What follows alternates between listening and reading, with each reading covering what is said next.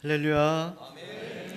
그리스도의 평강이 여러분과 함께 하시길 소원합니다. 우리 옆에 계신 분들에게 그리스도의 평강이 당신과 함께 하길 소원합니다. 이렇게 인사하겠습니다.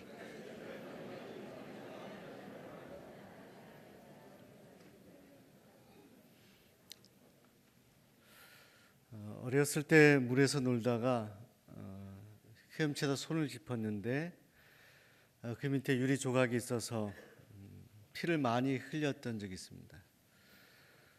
제 손에는 그때 그 흔적이 고스란히 있습니다. 저는 어렸을 때 아버님 고향이었던 제주도에서 살았는데 그때 당시에 제주도 전역을 제가 이렇게 여행할 수 있는 기회가 별로 없었습니다. 신학교를 들어가고 나서 제가 친구들과 제주도에 무전여행을 하다가 서귀포 쪽에 한 곳 송악산이라는 곳을 여행하던 때인데요. 저 아름다운 곳, 그곳의 밑에 바위 절벽에는 동굴 같은 것이 이렇게 뚫려져 있었습니다.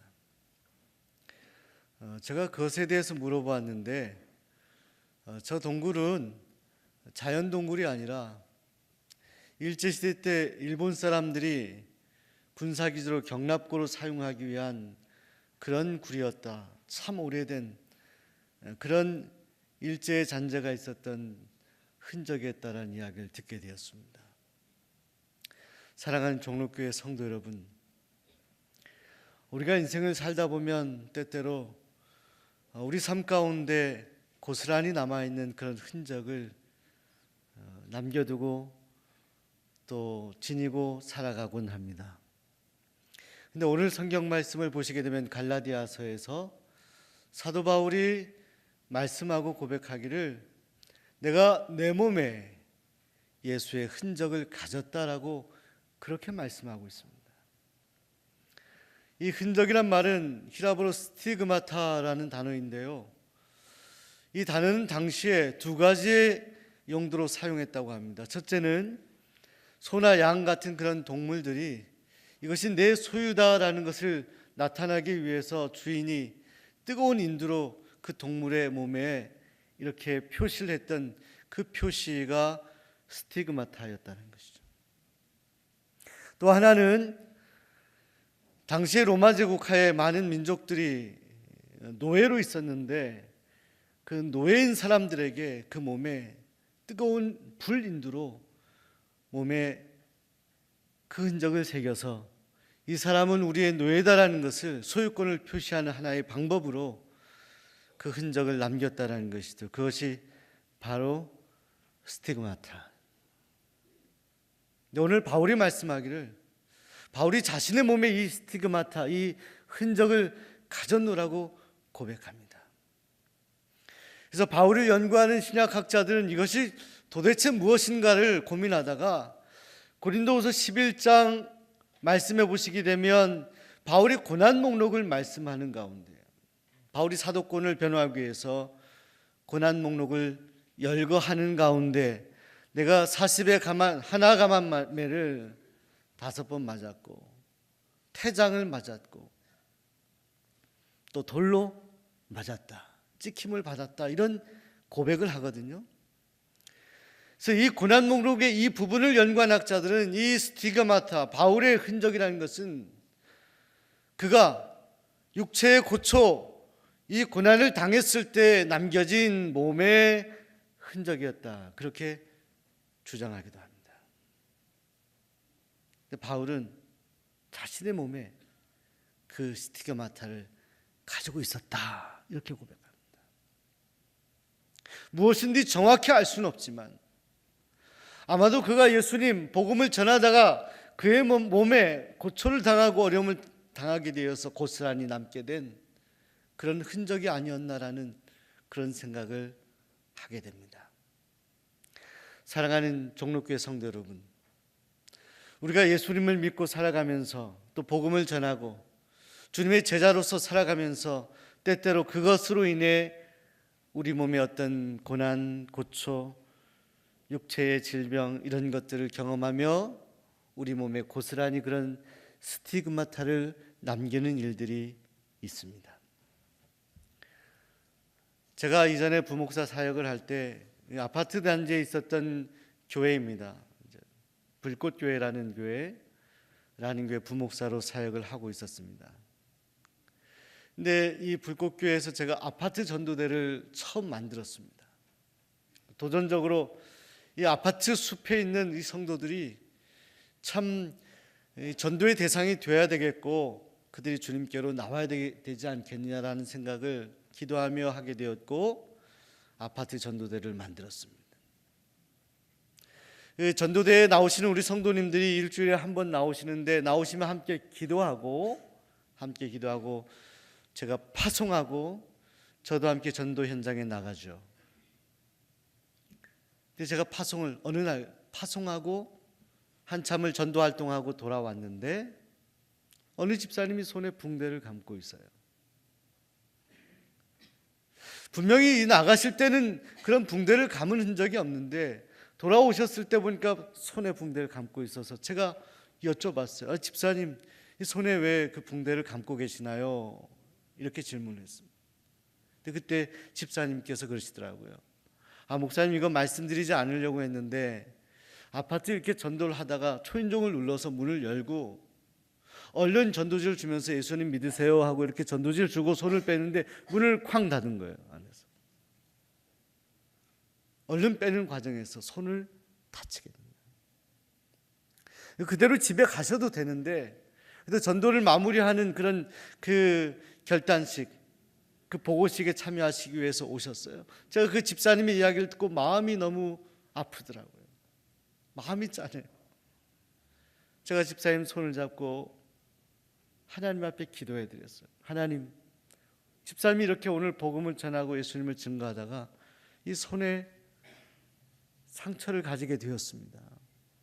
주님 위로해 주시고 격려해 주시고 친히 치유의 손길을 베풀어 주옵소서 기도했어요. 집사님 얼굴이 환해지시는 거예요. 얼마나 아팠겠습니까? 환해지시면서 목사님 감사하다. 제가 주님을 위해서 이렇게 다친 상처는 상처도 아니라고, 괜찮다고 기도해 주셔서 곧 나을 거라고 하면서 돌아가시는 집사님의 뒷모습을 보며 하나님 앞에 감사했어요. 사랑하는 여러분, 오늘 여러분이 주님을 섬기고 예수님을 잘 섬기며 사는 주님의 제자로서 복음을 전하다가 이런 어려움을 겪었을 때에 주님께서는 여러분을 기억하시고 위로하시고 은혜 주시기를 소원합니다.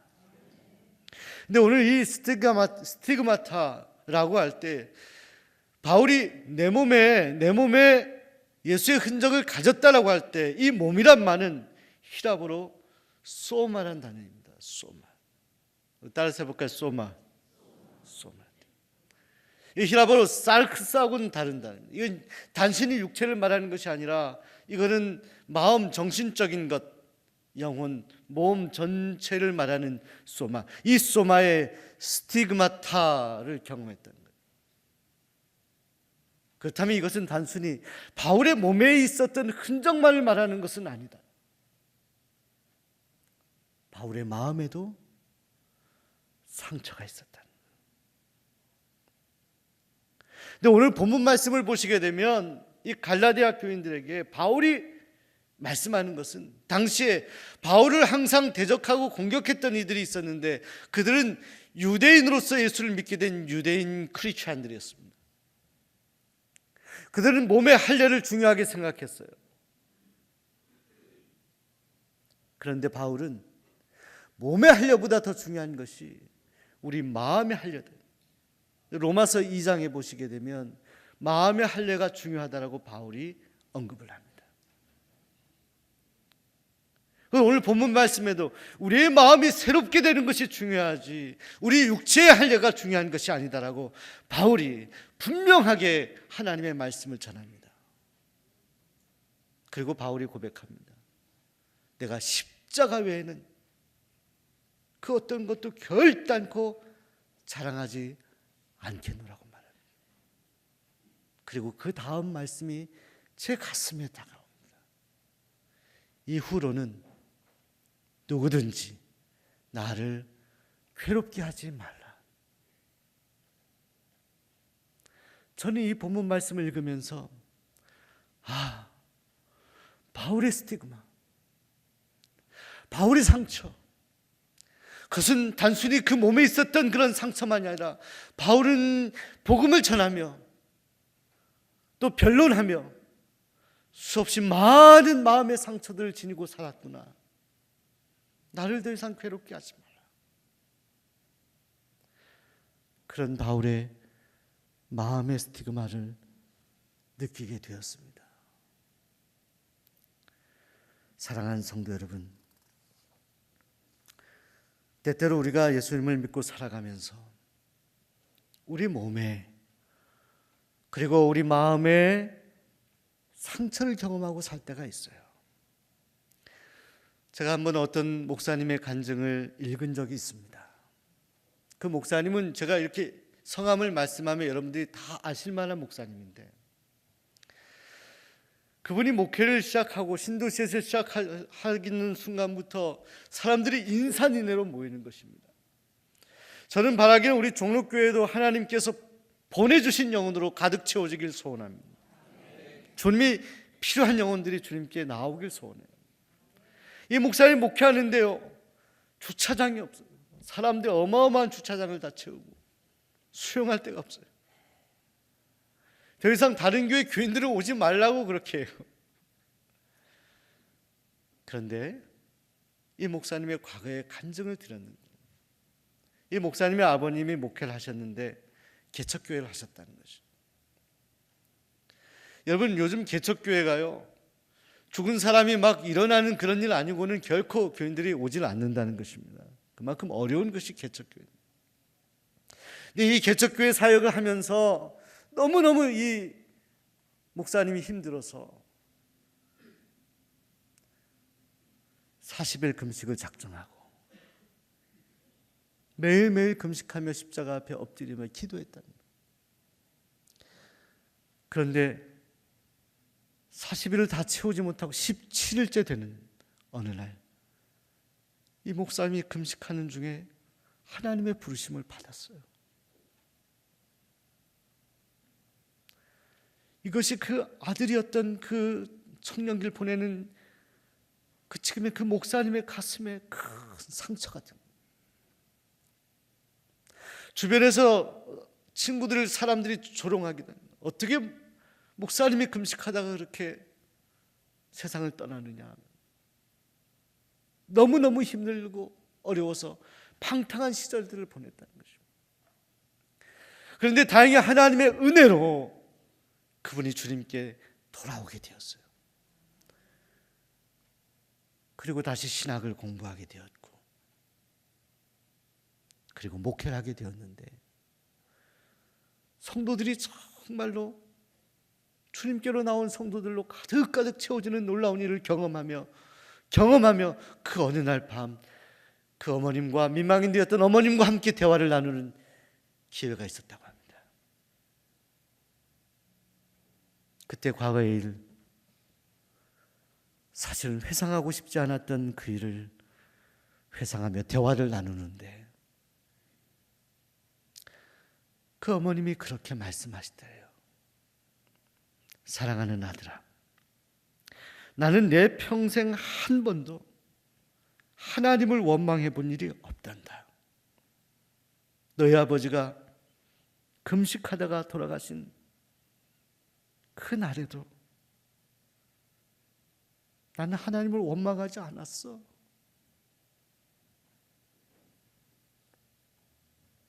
내 아버지가 금식하다 돌아간 그 슬픔의 날에도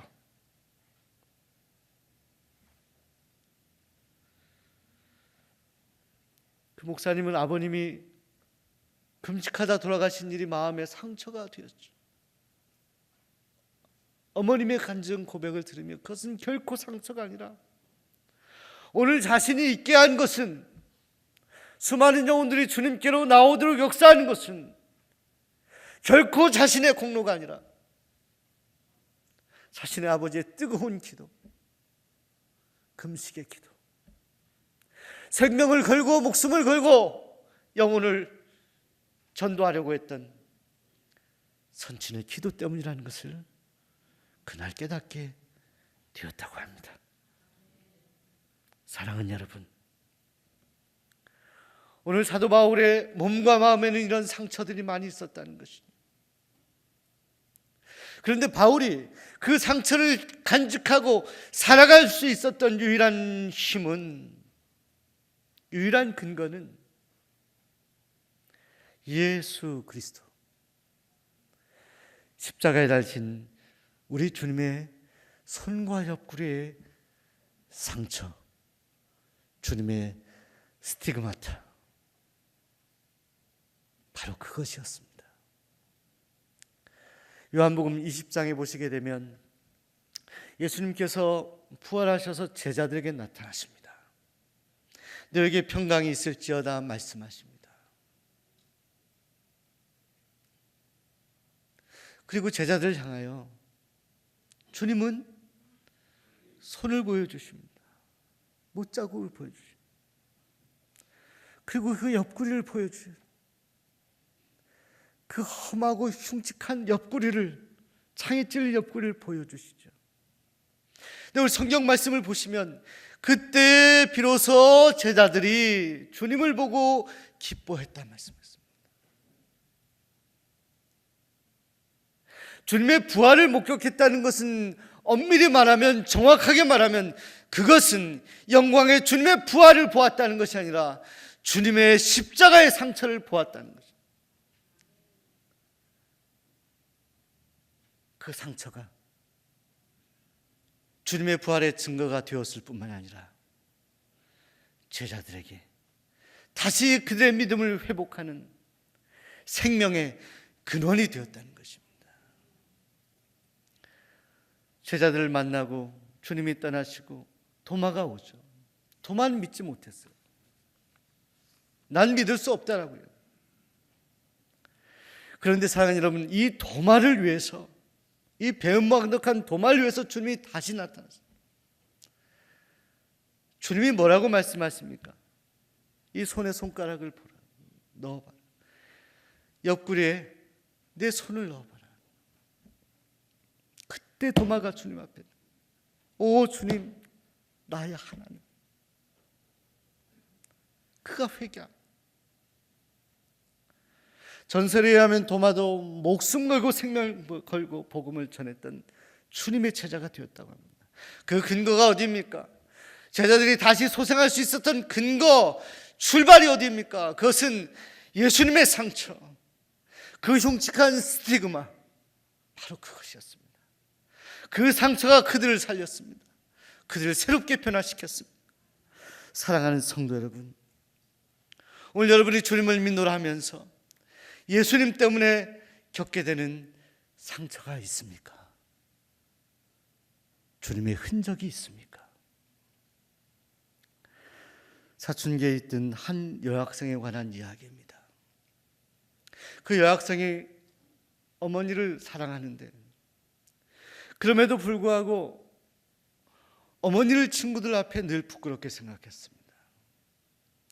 한 번은 친구들하고 같이 가는데 그 어머니가 저쪽에서 오고 있는데 어머니를 살짝 피하는 것을 그 어머니가 확인했어요. 왜냐하면 어머니의 얼굴의 한쪽에 일그러진 상처가 있었어요. 부끄러운 것. 자신을 피하는 그 딸의 모습을 경험했던 어머니가 마음 아파 어느 날 사랑하는 딸에게 편지를 씁니다. 사랑하는 내 딸아, 내가 어릴 때 집에 큰 불이 났었다. 깜깜한 밤중에 불이 나서 야단이 났는데 나는 오직 너 생각밖에 없었단다.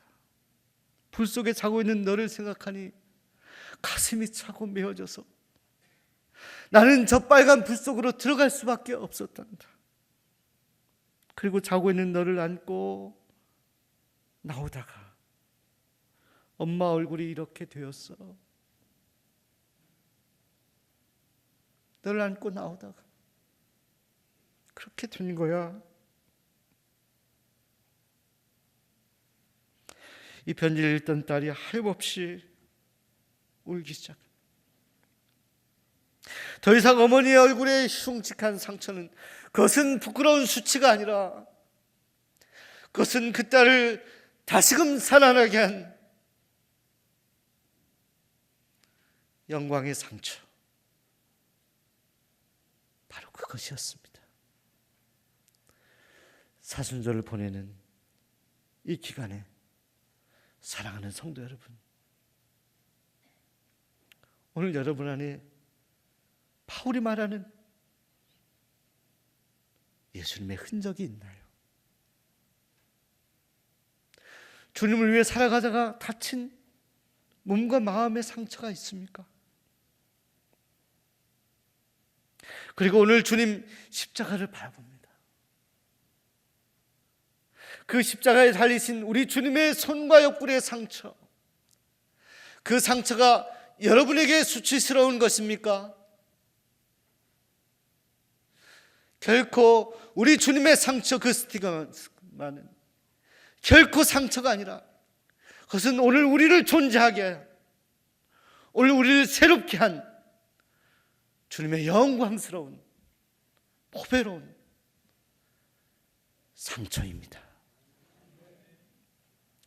함께 사도신경으로 신앙 고백하겠습니다.